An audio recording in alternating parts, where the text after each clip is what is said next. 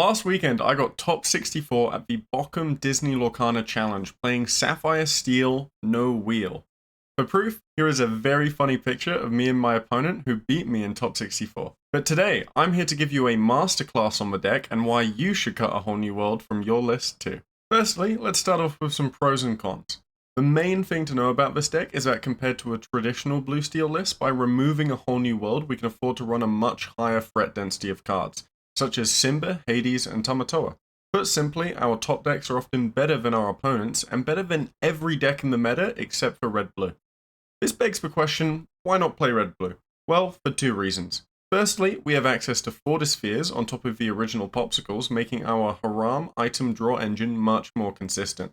This also has the added benefit of making our Tamatoas much more potent, and Aerials more likely to be active, as we tend to have more items on board at any one time.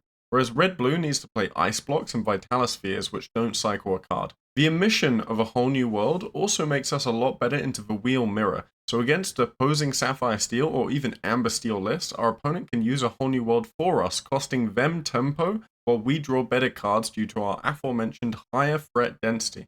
You would be keenly aware of this if you played a lot of Sapphire Steel or Steel Song mirrors, as often you don't want to be the first one to wheel unless you're on curve and on the play, where you can burn through your hand much faster by ramping with Quill and or singing songs to leverage a higher card advantage disparity. As for the negatives of not running a whole new world, into Ruby decks and especially Ruby Amethyst, if our opponent knows we aren't running wheel, they can freely hold on to key removal cards like Be Prepared in hand, and build card advantage through the Rabbit Bounce Recycle engine without fear of losing it all to a well-timed whole new world. In my case, I beat Ruby Amethyst 2-0 in the Swiss, but I lost 0-2 in my top 64 match, as I couldn't find any of my card draw like Haram, while my opponent could answer every threat I played onto the board with multiple BKUs, Tremaines, and Medusas. The key to winning this unfavored matchup as Blue Steel is to force your opponent into spending a Be Prepared, then following up with a Dime Aerial or Dime Tamatoa lore push. Now that we've gone over the pros and cons of no wheel, let me show you what some typical openers look like for the deck. Firstly is our Quill line. This is our most typical opener, where we would Popsicle or Rock on turn 1. I'm going to say Rock for Fortisphere because it's shorter. A Mr. Smee or Jafar on turn 2. Quill on turn 3 into another Pop or Rock, or even a Fire the Cannons with the spare ink.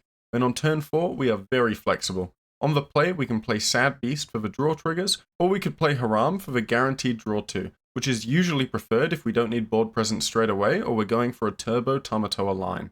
We can play Cogsworth if we want to pressure by questing with Smee. This usually works better in Mickey line and is great into steel matchups. And finally, we can play Big Tinkerbell, which is an awesome response to aggro decks or even just red-purple to control the board and prevent Flynn from triggering off of Sisu's 4 attack. On turn 5, we're usually reaching for a Hades or Simba to control the board, but if it's a slower matchup and we played Haram on 4, we will actually have enough cards to ink twice with Quill and play Tamatoa to grab back our Popsicle or Fortisphere. The absolute nuts of this line is if you can get to 9 ink the next turn to play Dime and tap it to accelerate your lore race. This is a very effective opener into red, blue, and blue steel, which both are very slow matchup. Our alternative line is the Mickey line. This works well when we need some more bodies on board, like into red, purple, or when we can't afford to discard our hand, like into emerald steel discard. Once again, start with Pop or Rock on turn 1, play Smee or Jafar on turn 2, we ramp with Mickey Mouse Detective on turn 3 into red, purple. This line lets us have extra fodder to insulate against Beaking Unprepared or Medusa. Then into the mirror or steel matchups, Cogsworth is best on turn 4, but if we're on the play or just need card draw in general, a Beast can work really well too, even into red-purple thanks to the ramp, Beast lasts a turn before Medusa comes online. Into discard, you may just want to Haram, as it gets us guaranteed draw, while if you played Beast, they can probably just ping some damage to prevent the draw, like with Let the Storm Rage On or Grab Your Swords. If your Grab Your Sword hasn't been discarded by Emerald Steel though, this is the turn you'd play it to remove Bucky Diablo. Then on turn 5, we're once again flexible unless you need to play a Big Tink to remove Bucky. Generally, the goal of this deck is to stall out the early game until we can reach 7 or 8 ink to start top decking our major threats like Simba, Hades, and Tamatoa. Unlike a traditional blue steel deck, because we're not playing a whole new world, you tend to cap out at a lower ink unless you're getting really lucky with your card draw, so expect to play around the 9 ink mark and try to value your cards more preciously than you would if you just had a draw 7 reset button. A really good closer into red purple especially is to just play Dime on 7, and because they don't have access to item removal, we can safely play Aerial on 8 ink the next turn, and then instantly tap it for 5 lore. Unless we run Spellbook, you are 100% guaranteed to have more items on board every single time. Now for the most subjective part of this video, Sapphire Steel no wheels matchups.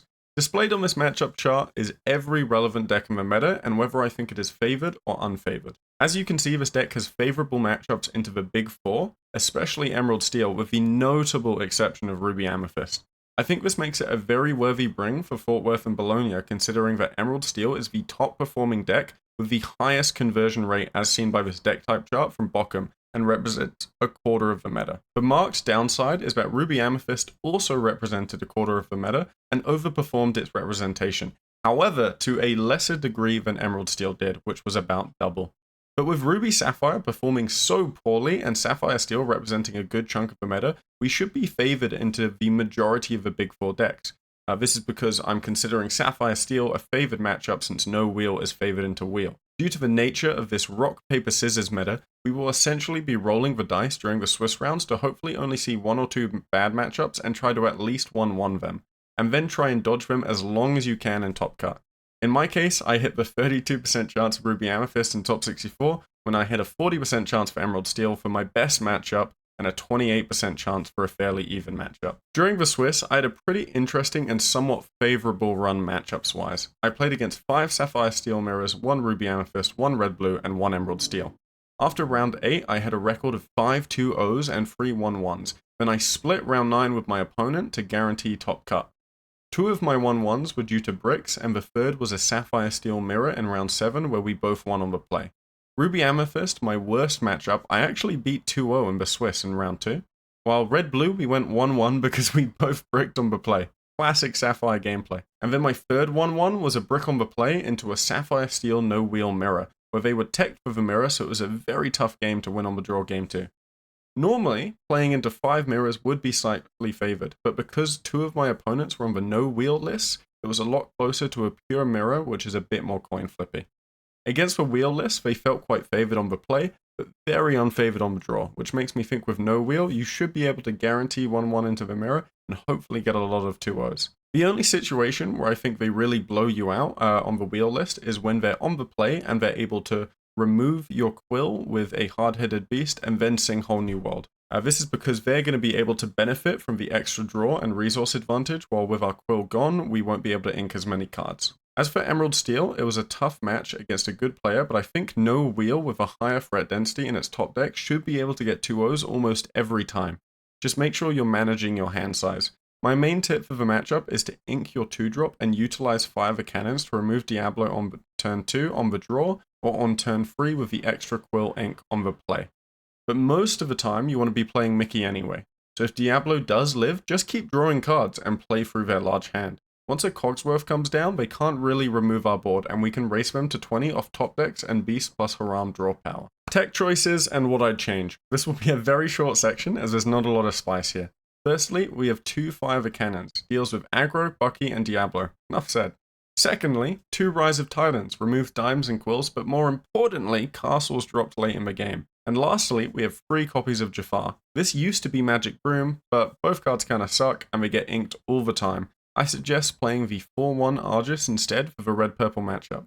Thank me later. Now, the Mulligan is actually fairly simple in this deck. We want a playable 1-2-3 plus ramp and ideally a Haram since it's our main draw engine. Now, let's go into some real Mulligan examples. We'll do a few of each for the big 4. Okay guys, this is Dreamborn.Inc's Mulligan Simulator. Very, very helpful if you're practicing before a tournament just to get the Mulligan down in your head. It's a very time-efficient way to practice. Now I'm going to go through this one matchup at a time.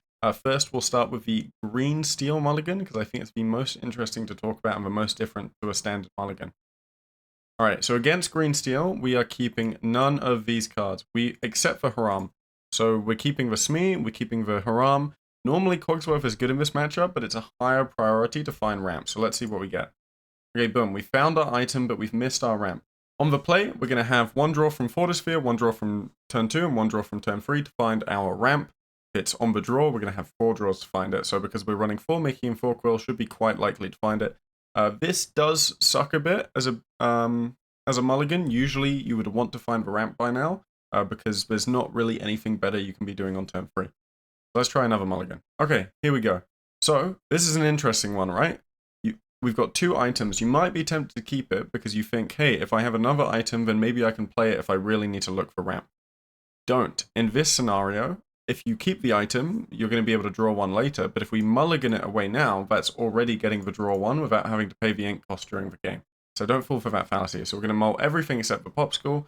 Boom, we found Haram, we found Mickey ramp, and we don't need the Argus. Against green steel, we're going to be inking the 2-drop, but it's fine to keep it in your mulligan if you just need ink so you don't top deck it later. Rise of Titans is also just ink, not especially helpful here. But, you know, hopefully we're going to be able to Mickey into a Haram play and then find some sort of answer to the Diablo with, like, grab your swords. Alright, final mulligan for green steel. Oh, this is a terrible hand. So, normally, I would keep the 2-drop. But again, against Emerald Steel, we're not even playing the 2-drop. We're going to be managing hand size, skipping the turn 2. So we're going to mulligan 7. This is when our opponent gets a bit excited.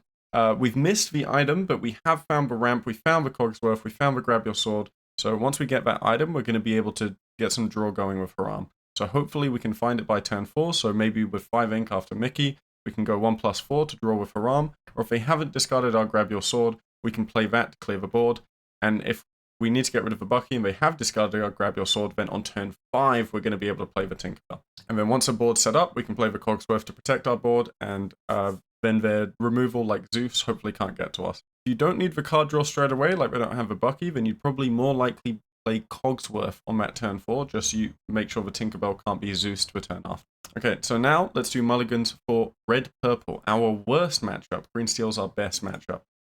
Alright, so Argus, this is a tech we really want here. Mickey, we don't want it as much. Quill feels better than Mickey a lot of the time. It just gives us more flexibility, and we really want to search for an item, and it hurts a bit to keep uninkables when you're mulliganing. So we're going to keep the Argus, keep the Quill. Did we find the item? We did not find the item, so that's pretty unfortunate. So what we can do here is maybe we could ink the Quill if it's on the play, and then Mickey into Beast. That gets our card draw going, because Cogsworth kind of sucks in this matchup. Or if it's on the draw, Beast is only going to get 1 draw, so hopefully we just find items by the time we're putting Haram down, because Quill into banishing the Quill for Haram hurts a little bit. It doesn't feel that great. But Argus, very good turn 2 play, threatens Sisu. Alright, new mulligan. Okay, we've got the Popsicle here. Tinkerbell's really nice, but you can only keep it in hand if you have a Quill, so we're once again going to mulligan 6. Didn't find the Argus, didn't find a Smee, so this is going to be no 5 of cannons. This is going to be a pretty rough game. We're pretty much hoping we find a 2-drop with a Popsicle. And then we're going to be going for a Mickey into really just the Haram draw, which is too slow. You're probably losing off this kind of mulligan unless you draw really luckily, especially with 4 uninkables in hand. Alright, third mulligan. Simba, a great card in this matchup, but we can't afford to keep it. Argus, we're happy to see, but we got to get rid of everything except the Argus. Look for item, look for ramp. Boom! This is an amazing hand. So what your game plan here, your opener against red-purple is going to be, we're going to Popsicle on 1, Argus on 2, Quill on 3, activate the Quill, fire the cannons to get rid of their Flynn. Then next turn, we can ramp, play Tinkerbell.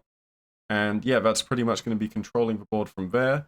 If the Argus has already traded into the Sisu, we might not need to play the Tinkerbell. We could hopefully have drawn like a Haram or a Beast by then to set up some card draw before they get Medusa online. Alright, now let's do the mulligan for the mirror. The mirror is pretty similar to a blue steel mulligan. We're just essentially more pushing for late game and tempo. But in the mirror, Cogsworth is very, very important. Grab your sword is not. I mean, grab your sword and Tinkerbell is kind of...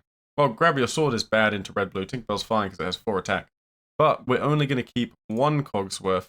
And you would only keep Cogsworth in this situation without finding an item just because it's such a good card in the mirror. And if we throw 2 Cogsworth away, we're unlikely to draw it after. Honestly, I would never keep a Cogsworth in any other situation. But we've got the Haram, we've got the Quill. All we need to look for is hopefully a Smee and a Popsicle. We do not find the item. Alright. I wonder what would happen if we got rid of the Cogsworth. But you know, you can't use that results-oriented thinking when you do mulligans. You've got to try and weigh out the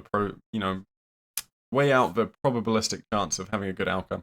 All right, second mulligan in the mirror. We've got the Popsicle. Argus is kind of sucks in the mirror. Fire Cannon sucks in the mirror. We don't need the second Force Sphere. We don't have Quill. Don't need Grab Your Sword. So we're only going to keep the Popsicle and the Haram. Look for ramp. Boom. There's the Quill. So we have Popsicle, Haram, Quill. So our game plan here is probably going to be Popsicle on 1. Hopefully get a Smee. If not, Popsicle on 2. Then we're going to play Quill, go to Haram on turn 4, and then, this is the Turbo Timer line, thanks to the extra draw from Haram, we're going to be able to Tamatoa on 5.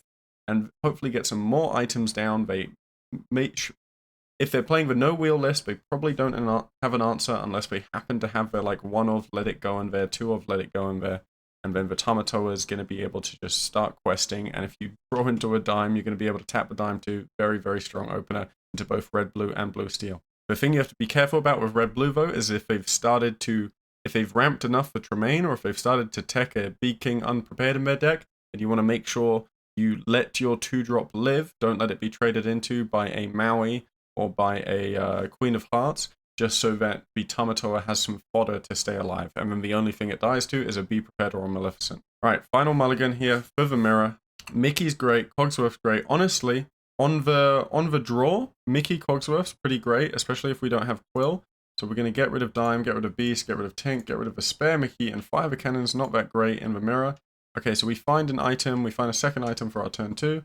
So the ideal draw here of this Photosphere is a Smee, and then Smee, Mickey, Cogsworth. That is an amazing line in the mirror. You slap down an Aerial after the Cogsworth, oh, you are pushing so much lore, so much tempo that you might even be able to win going second, especially if you find another Cogsworth after that. Tamatoa is a lot harder to reach without the Quill, so I'd probably be inking that early on, and the Simba. Alright, and now for the... honestly, I don't think we're going to mull any differently against red-blue. The only difference with mulling against red-blue is that the 2-drops... the 2-drops are impactful into blue steel too. The are just not as much, because it's more of a Smee that gets to quest multiple times, because no one's running Queen of Hearts anymore. I wouldn't keep the Cogsworth into red-blue. That's the only big difference. And yeah, that's the mulligan for the game, and I'll show you some gameplay after this section to close out the deck profile. We're going to be doing a VOD review of one of my matches from the Media Set Championships. Okay guys, here we are. We're going to be looking at a match from the Media Set Championships. I believe this was my round 1 into Amber Steel Flute Song. So this is a favored matchup for us. So I mainly just wanted to go over the default lines of play. We'll be doing some more VOD review of the other games in separate videos, but for this, no wheel masterclass or deck profile, I just wanted to show you how I would critique my gameplay from this tournament, because it was actually my first time playing the no wheel list. So I'm definitely sure there's going to be some mistakes I can pick up that I corrected between then and when I played in the tournament in Bochum. Let's skip through some of the setup here, just get straight into it. So my opponent is Steven. They actually go to a locals nearby to me. So we were talking about how we both knew the same player, which was pretty interesting.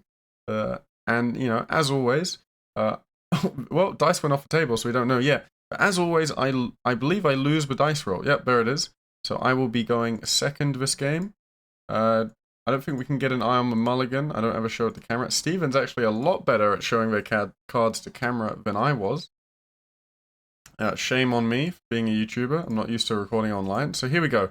Turn 1, we have a Ink Queen into a Robin play. I'm going to see if I can speed up the playback here. Let's go on faster. There we go, 1.5. Wait, what do I ink? What do I ink? We ink a Simba, it's a late game card, and draw a Popsicle to cycle. I guess the camera was on a bit of an angle here. So we see a Bare Necessities be inked. They're going for more of an aggro style here with the Piglet coming onto play. One way we could counter this is with a Fire the Cannons, but we're likely just going to play a 2... I cut Fire the Cannons. Yes, that was a mistake I made for this tournament. I was not running Fire the Cannons. So I was very weak into aggro strategies, as we saw with my loss in the semi-final. We ink Rise of Titans here. It's not really a useful card early on. It would be good to get rid of a Flute, but that's about it. We put our Smee down, or Monsieur Mouche, because the card is in French, because I borrowed it from some French friends for love. As we see, our opponent has a whole new world in hand here, so their main goal is going to be getting a Singer down. They've got that Aerial, and so they're going to play the Aerial, dig for a song. Do they find it? Yes, so they find a strength, add the strength to hand. And this is looking pretty rough for us here, because next turn we're going to be able to sing that strength onto Smee. So we're going to need to trade Smee into something in order to get some semblance of board control. Ideally, if we were on the play, we'd be able to play a Cogsworth here, and the Smee would live the trade with the Piglet. I think the best play here would be to just trade the Smee 1-for-1 into the Piglet, because we know they have a strength. There's no way it's surviving if we just quest. Yeah, so there we go. We take the trade, and then Monsieur Mouche takes one. Oh, no, but we use the Popsicle to heal. that Monsieur Mouche lives, although it should be on 1 damage now here. Yep, there we go. So this means we still force them to use the strength on the Smee if they want to protect their aerial, and our Broom, unless we shift for Robin Hood, is going to be able to trade into Robin. Unfortunately, they do have both the strength and the shift Robin Hood in hand, so that's going to be very, very tough for us to deal with. But they ink the strength.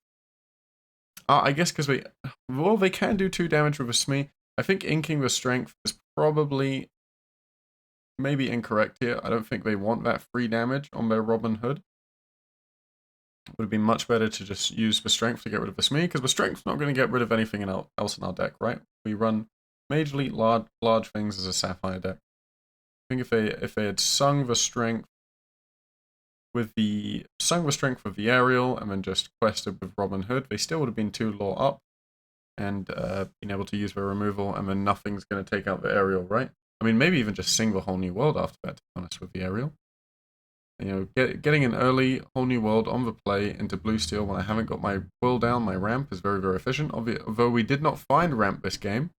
So this is going to be a very tough matchup with no Mickey, no quill. Being forced to play a Broom on 2 and a Haram on 4 is very rough. See them ink World's Greatest Criminal Mind here. That's great news for us, as it's a big counter to Simba and Tamatoa, which both have 5 attack. Okay, yeah, so a whole new world here, so I show them my whole hand. Let's go back. Let's go and see what was in our hand. So losing the Cogsworth really, really hurts there. We wanted to be able to play that to resist their damage spells. Now we've got a Flute on the board too, which puts us on a timer. We're behind on board, behind on lore, behind on resources.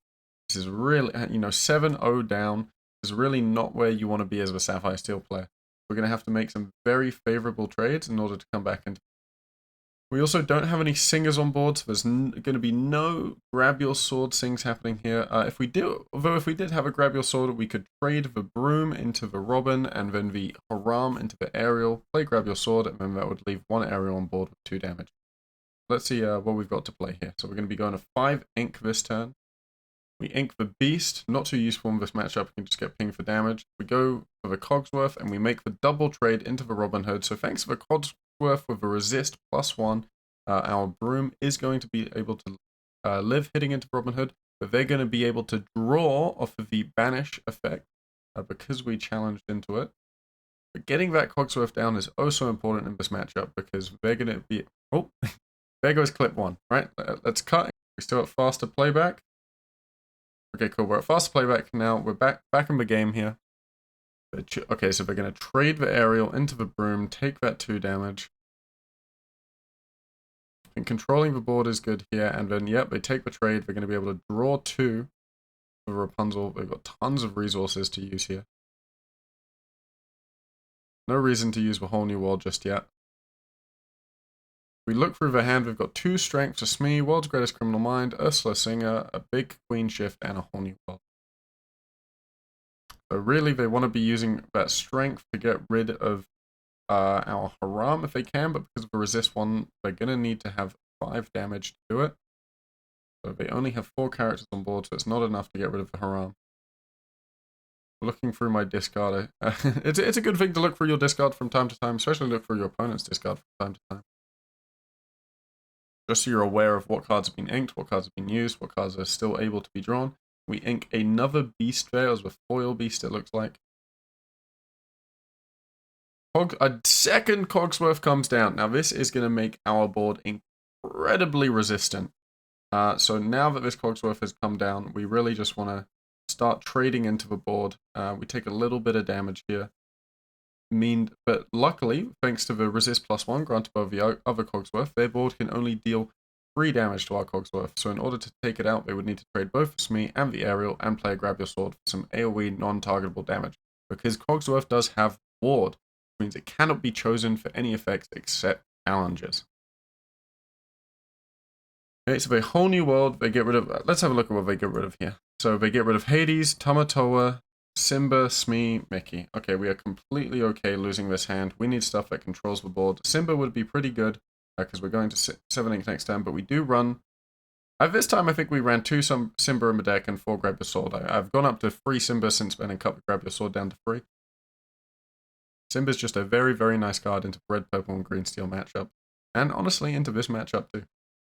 But Hey, they're going to 11 lore here with the flutes. They can quest with Rapunzel and Smee if they want to. Go up to 15 lore. It's a very, very scary position. It'll be hard to come back from. They're looking through our discard. You know, 1 Cogsworth down, 2 Cogsworths on board. There can only be 1 more Cogsworth. The question is, can we control this board? One way we can do it is a Tink Grab Your Sword. That gets rid of X and Freeze. I believe we've only seen about one or two Tinks so far. Yes, we're going to quest a 15. Oh, we quest a 14 here. I believe we correct it afterwards. I think I noticed later on. We should be at 15. Yep, there we go. We see him pointing at it over here. Yep, supposed to be at 15. Nice. Okay, 15 and 0. Can we make the comeback in this game? We look at our opponent's hand. We've got Piglet, Queen, Benja. It's a pretty strong hand, but honestly, if we can clear this board, we should be able to control whatever they put down afterwards. Because they've got no whole new world to refresh their hand again. So we just need to start controlling into their board. So we play the Quill. Interesting. Obviously, our hand's a bit rough to work with here. If I'm ever able to buy some recording equipment, like permanent stuff to record in future, I'll definitely get a hand cam. A bit of a struggle to not be able to see the hand here as we're playing. We get a more over-the-top camera, should be able to see it just from that angle, putting your hand forward, eh? So yeah, taking a big time to think here. Probably should have been doing all that thinking before I played the Quill, but I know sometimes my brain can be a bit slow and I need to get something out of my hand, so I stop thinking about it if I think it's a guaranteed choice to make. Okay, 3 ink left. We can still ink twice. Ink 1 with Quill privately. Now we can ink publicly. We ink a spare Haram, it looks like. It's fine. We've got most of our card draw out of the way. We play Grab Your Swords. And then is this where the... Oh, we can't actually... Yeah, we can't tink. So we play the Grab Your Swords. Haram trades into the Aerial, and then the undamaged Cogsworth goes into Rapunzel, takes no damage, and we quest... Oh, no. Okay, so... Did that Aerial have damage? Wait, what do we do with that Cogsworth? Yeah, what do we do with that Cogsworth, huh? Oh, the Smee. Right, trade into this. No, the Smee goes with the Grab Your Sword. The Haram takes that out. Oh, right, it's on 2 attacks. We trade both Cogsworths into the Rapunzel. Ah, yeah. Okay, so that's how we get rid of the Rapunzel. Now they are at 2 flutes. Smee on board, we can go to 17 lore. If they have any songs, we can go to 19 lore. It's going to be pretty impossible to come back from this game, because all they need is 1 more song, and we would have to control everything on their board. Small Queen comes down. All they really need to do is quest with Smee and sing Storm, I think. Well, play Storm. They can deal 0 damage anywhere because of a ward. They can target the Haram and deal 0 damage there rather than hitting one of their own characters. Draw a card. So they can Smee, flute. And what we need here is we need a Sing Grab Your Sword plus a Simba to take out the Benja, or a Sing Grab Your Sword plus a Tink to take out the Benja. They're at 19. Do we have an answer? I think it's very unlikely that we do. Okay, we're digging for an arc. So 1 for the Popsicle, 7 ink left in hand. Quest with Haram, draw 2. Dig again with the Popsicle, draw. Did we find the Tink? Nope, dig again with the Popsicle. Is that the Tink? Did we top deck it? Got a lot of cards in hand. It looks like 6 or 7. Oh, dig for the Fortisphere. It's not going to be enough. We can no longer play the Tink. Plus Grab Your Sword. I guess we're just going to keep digging and see what the game could have looked like, but it's a guaranteed loss at this point. So this is a favored matchup, but on the draw, missing our ramp when our opponent gets to wheel twice, even with the 2 Cogsworths on the board, we had just lost too much tempo to be able to win. We have no way of dealing this extra bit of damage to Avenger. So that is game 1. Let's go to game 2. Looks like game 2. The Mulligan is in this clip. Let's go to the next. Okay, game 2. So our opponent's doing the Mulligan here. They have a flute in the hand, 2 strengths, and a World's Greatest Criminal Mind. Blue Steel Mulligan's pretty boring. We're also not able to see it, so let's just skip to the gameplay. Okay, so we get to go first. We ink Rise of Titans. Play a Fortisphere, draw. Very, very standard play. Okay, so our opponent inks a Cinderella, taps it, plays the Queen. Since this gameplay, since Bochum actually, I've also started doing the face-up inking. Very, very useful as a Sapphire player so that your opponent in a tournament can't call you out on inking twice. There we go. We have inked the beast, play a Smee. Classic opener. If we can get a Quill or Mickey on the next turn, we are looking into a nice turn 4 Cogsworth into Quest with Smee to gain the tempo. Our opponent's only counter to that is a Shift Queen into a Sing Zeus, I think, to get rid of the Smee. Or just a Sing Whole New World, why not? get rid of whatever ramp card we're planning to play. Instead, they choose to ink the Queen and play an Ursula Singer. They don't have any songs to play in hand. Do they have an extra Queen? If they don't, I question getting rid of that large Queen. Because with the extra body on board, it could be a good way to get rid of the Smee. +4 attack to your own character, -4 attack to the opposing character. To a degree, much more powerful effect than Cogsworth when trading. Okay, so we do get that Quill down. I didn't see what we inked. Now it is our opponent's turn. They ink another Sing for Ursula, play a Benja, remove the Quill. You know, that would hurt if they had a Whole New World in their turn, in their hand, but because they don't have a Whole New World, Quill's sort of done its job already. It's gotten us to that key 5 ink threshold. The double quest with the Queen and with Ursula. Now we are resetting our hand. We go to 5 ink. We can either probably play a Cogsworth or a Beast here or a Haram, but you don't want a Haram here into a Whole New World deck because any card advantage you build, they're just going to get rid of with the wheel. So boom, there's the Cogsworth come down here. Now we can quest for 2, or we can choose to remove one of their characters. In this case, we choose to remove the Queen. Smee takes 1 damage.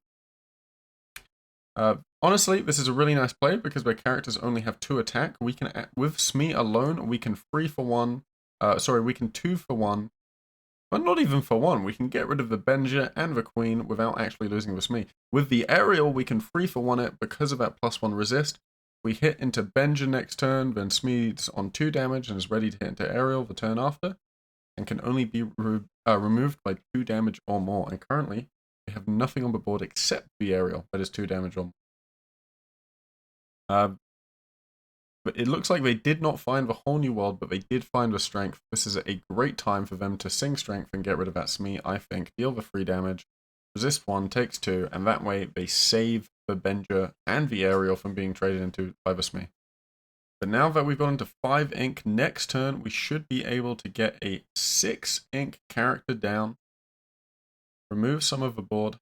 Honestly, best play here would be a Tink plus Sing Grab Your Sword with Cogsworth, and that gets rid of both the Aerial and the Benja, and then there would only be the Ursula left, which can only deal 1 damage to Cogsworth. We ink Tomato here, we get to 6 ink. But for 3, we play Mickey Mouse. Looks like we don't have what we need quite this turn.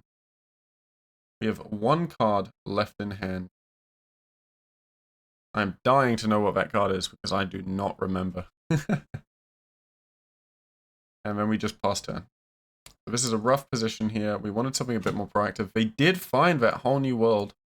Skip a bit ahead here. Yep, they found that Whole New World. They've got Zeus. They've got Grab Your Sword. Their hand is looking a lot better post-Aerial than it was pre-Aerial.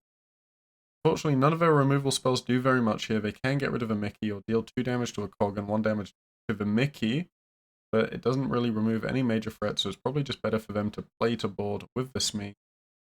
Or ink it and then just Sing Whole New World. I think they're cautious though because they don't want to refresh my hand. They know I only have 1 card left in hand, and they have board tempo right now. They tried to Zeus my Cogsworth, forgetting that it has ward. Very annoying character. I do let them take it back.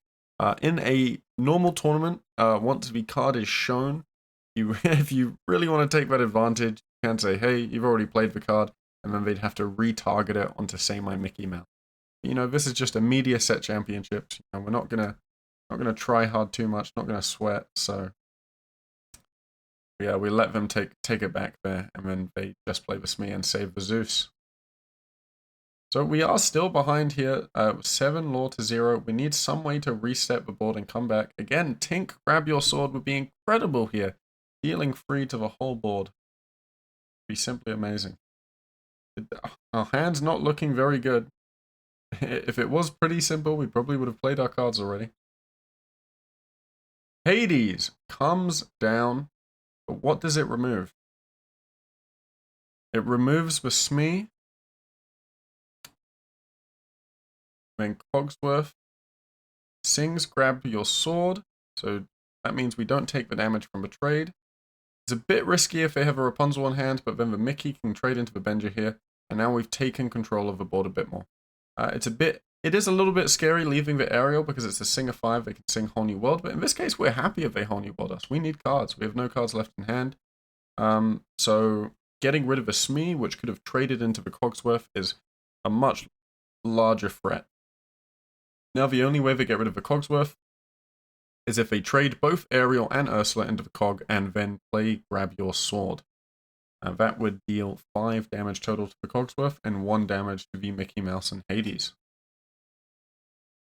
In this case, they do have the Grab Your Sword in hand. I think it's the best play they can make. They need to get rid of that Cogsworth before a second one comes down and grants resist to Cogsworth, but instead they choose to do nothing. I think that is a slight error from Steven's part. They're ahead on card advantage. They need to focus on getting rid of what's on my board. Because unless I hit a Haram, I'm not going to be able to do much. Well, the Ariel comes down, and that's going to be questing for 5 every turn because it gains +2 lore. If we have more items than our opponent does, we have 2 Fortispheres. They have no items. So hopefully we should be able to win just off this tempo swing here. And we quest with the Cogsworth simply because we see on board that if they wanted to trade for Cogsworth, they would have to trade their entire board into it. Oh, but no, sorry. Then we have the spare ink to banish the Fortisphere and give the Hades bodyguard. So now we are not concerned whatsoever about Cogsworth being traded into, which lets us squeeze that extra 2 lore in safe. I definitely think last turn, Steven should have traded into the Cogsworth here. I mean, the Ariel and the Hades. Sorry, yeah, 2 turns ago I think it was. But Ariel and the Hades are rough to deal with, but they would be easier to deal with if the Cogsworth wasn't on the board. It would make their damage spells more effective. Now they go for the Zeus here. Ariel does have ward though, so Ariel can't be targeted by the Zeus. But Hades still could have been targeted by the Zeus. And if it had that 1 damage earlier from the Grab Your Sword, then it would have been a 3/5 and Zeus would have been enough to remove it. But there would be nothing left on the board to sing it if they had traded both the Ursula and Ariel into the Cogsworth. So then we would still have a tempo advantage from the Ariel. So at least this way they're able to not lose too much tempo by singing the Whole New Worlds. They can use the rest of their ink to play to board. In this case, we choose to heal with Rapunzel to draw more cards. Honestly, at this point, I'm not sure if that's correct. I think they need to flood the board and just hope I don't have any Ariel removal, because now that I have a Cogsworth on board, they're not going to be able to trade into my board. They sort of just need to quest as much as they can and hope they can get to 20 before I can and close out the game with flutes. Okay, there goes down the Robin Hood and the Cinderella, so they do play a fair bit to board here. Rapunzel is worth 2 lore, so she's a fairly good card to play in that situation, even if I did think going even wider may have been better. At least this way they are less vulnerable to if I got to Grab Your Sword in that wheel. They don't know how many I'm running. I'm actually running 4, which is more than you would normally run. A lot of people run 3 copies of Grab Your Sword. Some people even run 2 copies of Grab Your Sword. I think always has felt too little. I think 3 to 4 is the right ratio. It depends on the deck though. I think in a deck like Green Steel 2 makes sense, because you're not often singing. Yes, we ink, develop your brain. That card has later been cut by the canon since this video, as you'll see in the deck list that I ran in Bochum. Now, do we have what it takes to clear this board? That is the question. And we'll find out in the next clip. Okay, next clip. Do we have what it takes to clear the board? If we don't, we're probably going to lose the game. But if we do, we're going to be able to race to 20 lore much faster with our Ariel. We still have a Fortisphere on board. We quest with Ariel first, then banish the Fortisphere. We can still get Ariel's effect while granting Bodyguard, which makes Hades our big, beefy blocker, only taking 1 damage per hit maximum for each of these cards. Only Robin Hood and Queen and Ariel can deal damage, and they can all deal only 1 damage each. That's how insane Cogsworth is into the steel mirror. Simba comes out, deals 2 damage to Ariel, And then Grab Your Sword comes down, wiping the entire board except for Rapunzel. Oh my god. I completely forgot about this moment. It feels like I'm casting my own game. That's insane. What a comeback. Now we go to +5 lore. We don't even need to activate Bodyguard because they have nothing on board to take out the aerial. Especially with the Cogsworth Resist 1. And now what a turnaround. We've been able to clear their board with not even Tink Grab Your Sword, and that is game. Let's go to game 2. Skip ahead here. So now our opponent, Steven, is going to be on the play. Amber Steel is very strong on the play if they can set up their singing aerial whole new world situation and stop me from being able to ramp. Okay, so turn 1, we see them ink a Robin Hood, play a queen. They've got a big queen in their hand and a big Robin Hood and a small Robin Hood, but doesn't look like a Zeus, or a whole new world, so no songs to sing once we do get it out on the board. We, though, have a very slow start. We just play Popsicle. I didn't see what we inked. Can't be bothered to see what we inked now. And then they do shift into the queen and quest for 2. No early whole new world just yet. So now let's see what we play. We ink a Tamatoa. I need to move my phone off the table because it keeps vibrating. And we play a Broom. Broom is one of the cards today that I felt did awfully, which is why I later switched it to a Jafar, and have now switched the Jafar to Argis. Argis feels great, helps with the red-purple matchup. Broom felt meh, Jafar felt even more meh, it was ink all day. And our opponent has inked the Queen, played the Aerial, found the whole new world to grab. That is exactly what they need. Now they could do an early sing with the whole new world with the Queen, which I think would be better than questing at this point. Because you gotta get rid of my turn 3 ramp. So I think this is a mistake from Steven here. They took the 2 lore because they wanted to sing Whole New World with Ariel, but I think they should have just sung it with the Queen just then. Because now I'm going to be able to get my Fishbone Quill out, and if they Whole New World now, if they don't have item removal like a Benja, then I'm going to be able to asymmetrically benefit more from the draw 7, since I'm going to be able to ink twice a turn while they can only ink once a turn. That, my friends, is the benefit of Sapphire and what makes it so strong in these Whole New World matchups.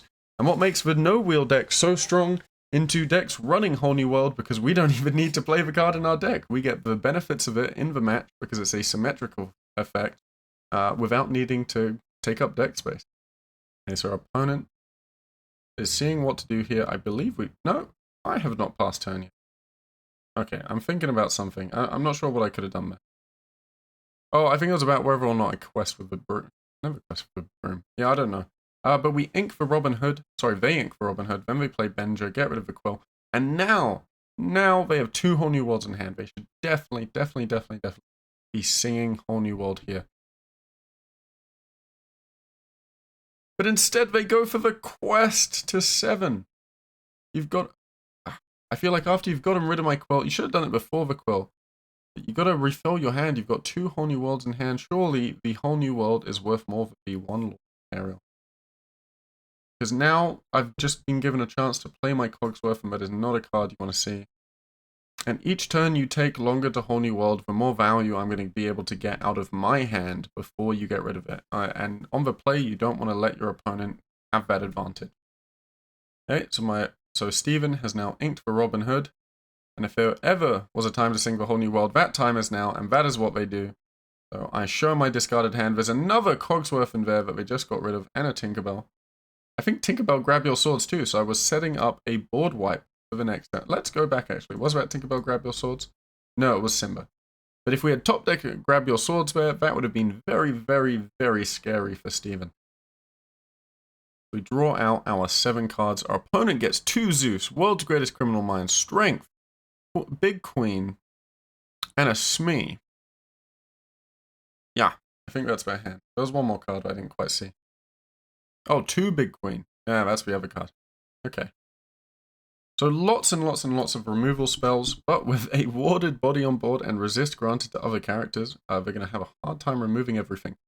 But depending on my hand, we're going to have a hard time removing their board. We need exactly Tink, Grab Your Swords. We have just gotten rid of a Tink for a free Tink left in the deck, 4 Grab Your Swords left in the deck, unless I happen to quill one in that private ink we had earlier. Let's see, do we have it? Do we have the Tink Grab Your Sword's exact answer to White Bear board? Because it would be a great time to play it. Ink, Beast, go to 6. Ink. That is 6. That is Tinkerbell. Only 6 cost card in the deck. But we do not have the Grab Your Sword, so it looks like the Broom is going to trade in, take out the Queen. Cogsworth trades in, takes out the Benger. You know, normally I'd find it a bit rough trading with the Cogsworth, but at this point we just had to do it. We needed to stop them questing. They're already at 11 lore to R0. We really needed to find that Grab Your Sword so that our Cogsworth could stay alive. Now they're going to be able to Queen, Quest, give Aerial Attack, trade into the Cogsworth for free, and then Zeus to get rid of our Tinkerbell. And that's going to stop our tempo in its tracks. I mean, on 7 ink, we could play a Simba to get rid of the Queen, though. About to do something with the Aerial. I think soon they're going to realize what they can do with the Queen to trade in. I believe this is the play they made. Tink, at 4 attack, is unable to be hit by World's Greatest Criminal Mind, and unable to be hit by Zeus at the moment because of a resist. But as long as they get rid of the Cogsworth first, then they're going to have no problem playing the Zeus. But instead, they hard play the Queen. Now that I know they have 2 Zeus in hand from watching this VOD, definitely think it would have been more optimal of them to quest with Queen and trade Aerial into Cogsworth, but I guess they just want to race to 20 as quick as they can. But now here, if we get any AoE damage, if we get a Simba, if we get a Tink, if we get a Grab Your Swords, we're going to be able to clear this whole board thanks to having the Tink on board and its on-challenge Vanish effect. We ink for Tamatoa, and then I think this is where the Simba comes down. Maybe, for 7 cost. Be a great time for it. We'll be able to clear their whole board. The Tink could attack into the Exerted Queen, deal 2 to the Unexerted Queen, then deal 2, and then Simba could deal 2 to the Unexerted Queen, finishing it off. And Cogsworth finally could trade into the Aerial, and we could pop the Popsicle to heal the Cogsworth back down to 2 damage. It looks like this is what we're going for. We have... Oh, that's the end of the clip. Next clip. What is it? Is it a Tink or a Simba?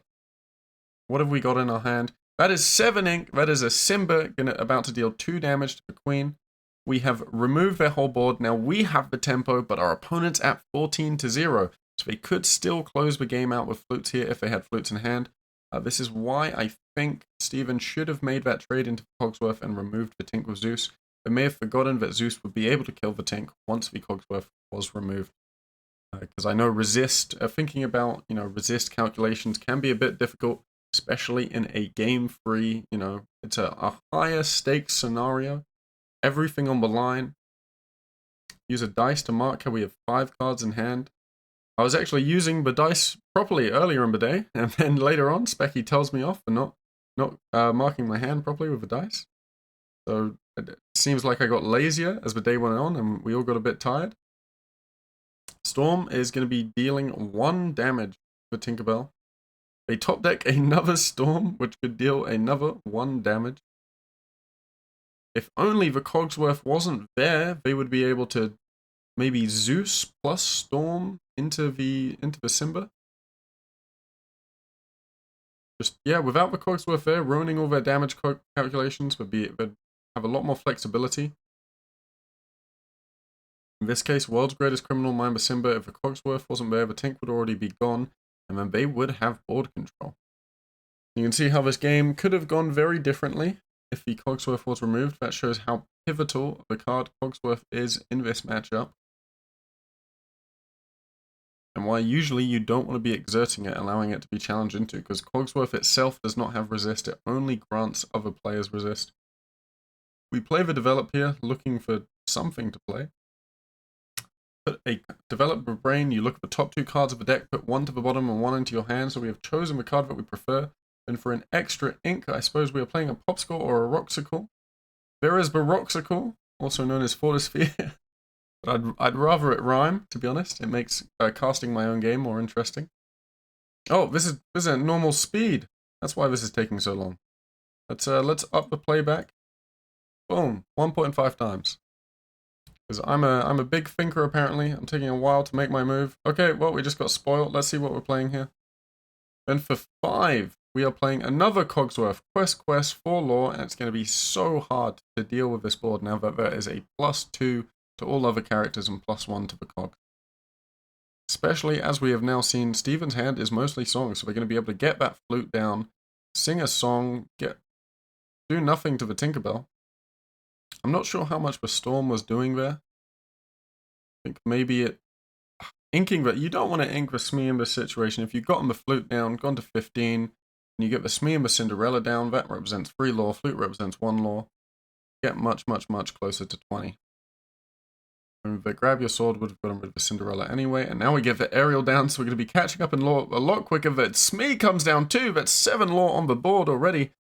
And now we have a total of 7 + 6, 13 lore on board. That is game presented on board if they can't remove anything. That is how quickly the Sapphire deck can turn things around, especially Sapphire Steel No Wheel. Every single card in the deck is a banger. We're running so many high-cost cards, high-value cards even, that they can really just turn the tide of the game, even if you're only playing 1, maybe 2 cards a turn. Our opponent has nothing but spells in hand. It's those damn Cogsworths. It makes your steel damage spells feel useless. There goes the Tink. Now that lets us tap the flute, go to 16. We ink the Piglet. Or don't ink the Piglet. We look through the discard, see what's left. You got to slow down the lore. Now the lore's 11, so I don't have game from hand, so I think playing the Piglet is fine. But we're not going to be able to play 2 more characters in order to give it +2 lore, which would bring them to 19. And if they were able to play a song as well, then they'll go to 20. I think getting rid of the Smee was the big issue there. If the Smee had come down on the same turn, I think they would have been more alright. As doing that Storm to deal 0 damage was definitely not worth it. If we have a dime in hand here, we can ink and go to 9 and then tap for enough lore to win. Go to 19, to 5, play grab your sword, get rid of the Piglet, and now there is probably nothing our opponent can do. Yeah, that is checkmate, I believe, or checkmate once the game's over. I don't know why I'm trying to apply chess terms here. This is Lorcana, a card game. And yeah, not enough to win the game. That is GG. That is, I believe, round 1 of the Mediaset Championships, and a really good example of how strong this deck can be, especially into a more favored matchup like Amber Steel. Amber Steel and Green Steel are probably the 2 best matchups you want to see as Blue Steel because of how effective Cogsworth is into those matchups. And that is game. Right. I don't think there's much to see here, but yeah. Thanks for watching. I hope you've enjoyed this Sapphire Steel No Wheel Masterclass, and we'll be doing some more VOD review of the set champs coming out in future videos. I believe I've got 1 for Green Steel, 1 for my loss against Lorcana Villain, so hopefully we'll look over maybe some mistakes I made, some things I could have done differently. It'll be hard to tell without seeing my hand, but I mean, it was my first day playing the deck, and I played it a lot better in Bochum, so I think from the perspective of having made top 64 in Bochum, I should be able to analyze some of my own errors that you might find useful in your gameplay when learning the deck, because it does play pretty differently to a traditional Blue Steel No Wheel list. Alright, that'll be all today, guys. Bye-bye, and make sure to check out the coaching. Hey guys, that's all for the video. Thank you very much for watching, and if you're looking to improve your competitive Lorcana gameplay, you want to win some tournaments, win some Ursulas, maybe even top cut at a Disney Lorcana challenge like I have, well then make sure to head over to my Discord where you can inquire about my coaching services and we can help you improve at Disney Lorcana. See ya!